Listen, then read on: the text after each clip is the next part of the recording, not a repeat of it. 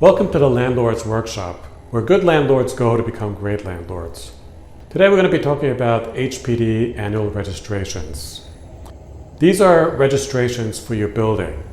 People get these confused sometimes with HCR annual registrations. HCR annual registrations are for your regulated apartments. So they're different departments and they register different things. So why does HPD need you to register your building? Well, first of all, HPD needs to know who to contact if there's an emergency. So do they contact you, the building owner? Do they contact your staff? Do they contact your property manager? Who do they contact and how do they contact you? Secondly, HPD needs to know if there's a violation in your building, who do they send the violation to? And how do they send it to you? Do they mail it to you or do they email it to you? And then thirdly, HPD shares this information with other agencies that also want to know if there's an emergency, how do they contact you about what's going on in the area and that you need to know about. A while back, we took on some clients that wanted us to manage their properties. And when we first started managing their properties, we realized there were a ton of arrears that they weren't able to collect. There were a lot of violations that were not being dealt with. And then they had to register for certain things like bed bugs, and they weren't able to do that. So bed bugs, violations, arrears, what does that have to do with registering your building for HPD? Well, if your buildings are not registered, you're going to have problems trying to collect arrears in housing court. You're going to have problems curing your violations. And you're going to have problems registering for different things like bed bugs. And even more so, you'll need it for things that you can't even anticipate. Like, for example, if you are refinancing your building, a lot of times the banks are going to want you to have your buildings registered with HPD. It is very important that you register them for all those reasons.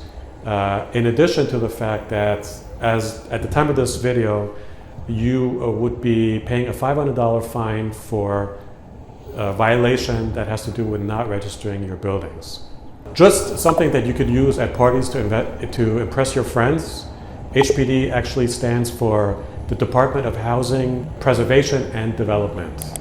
The way that you register your buildings is on the system that they have called PROS. And PROS stands for Property Registration Online System. You may not want to use that one at parties. That might scare people away. Either case, now we're going to explore how you actually do the registration.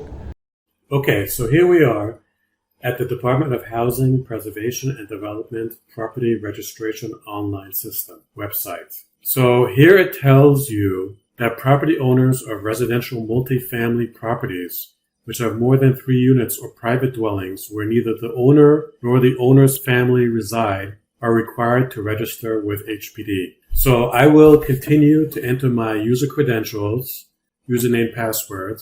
And if you don't have a username or password, then you'd have to create an account over here. Okay, so I'm going to sign in. Okay, so if you already registered your building, properties will show up in your portfolio where you can make any updates or edits. And this is your portfolio right here. So so I just want to show you, if you didn't have buildings in your portfolio, how to register your buildings, okay? So here in new registration is where you register your buildings. So let's go ahead and look at registering a new property. Okay, so here you have some options to identify your property. And my preference is always to use the block and lot number because it always seems to work better for me. So I always use this one. So I'm going to put the borough, which is Manhattan, for our example. And I'm going to put the block number in here. And I'm going to put the lot number in here. And I'm going to gray that out because for privacy concerns. And then I'm going to hit search. Okay, so I'm not actually going to register a building for this example because all our buildings are already registered. But I'm going to just start to go through the process to show you how that even works. So we're going to click over here at the property registration ID. So here you're just going to select the type of company business formation that you have, the legal formation. So in our example, we're going to use LLC, and we're going to hit create. So we already have the legal formation LLC. We're going to hit save and continue. Here it's going to ask you all kinds of information. For instance, the name of the LLC or the tax ID, how many partners you have in your corporation. Here, when they ask you to provide the business address, you have to think this through. If you just have this sent to your property, but there's no one there to receive this, you won't get your mail in a timely manner. And if you start to get mail about violations or other important topics, you won't be able to deal with it quickly. This will cause huge problems for you. So in our case, we have this mail go to our office so that there is no delay in the information. So this is just one of the forms that you have to fill out. And then over here, for example, you have to put the residence address, which is the owner's address. And you fill that all out. I'm not going to actually go through the process of every page of the form, but on the left side here, you can see what all these pages are. So for example, the next page is going to be the managing agent. It's going to have a form with all the questions about the managing agent, how they're going to get in contact with them, where their office is, and all that stuff. And then over here, for example, is the recycling coordinator. So who's in charge of recycling for your building? And then here, it's going to ask you questions about lead paint to make sure that you're in compliance. All right. And now we're going to take a quick look at the portfolio. So I'm going to go back to the home page, and I'm going to click here on portfolio because you've already registered your property, and now you actually want to see it in your portfolio. So here we are in the portfolio, and you have things like the property ID, the borough, house number, street number, block number, and the lot number. But I just want to have you pay attention to what's really important here, and that is these two columns over here. So here you see the registration status, if it's valid or not, and the expiration date for your registration.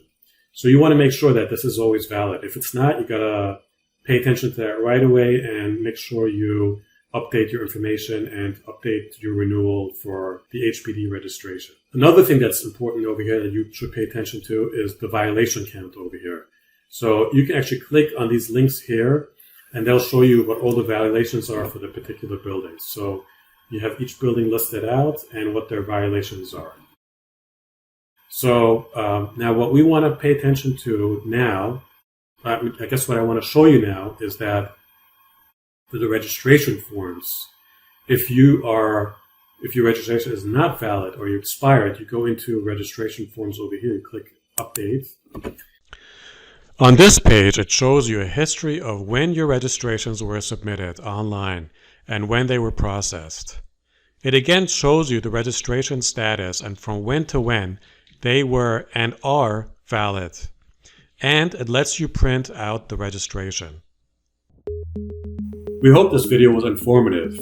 We are Premises Guardian, a property management company located in New York City. We specialize in managing multi-family buildings. If you are a landlord in the New York metropolitan area, come to the Landlords Workshop and meet us in person. Relax with refreshments and sandwiches, while Premises Guardian property managers present a complimentary workshop on running your buildings more efficiently and profitably. This is a fun, easygoing way for you to ask some questions or learn from questions others ask. The workshop is free of charge, but the maximum number of participants is limited to 15. Registration will be on a first-come, first-served basis. To register, please sign up on our website.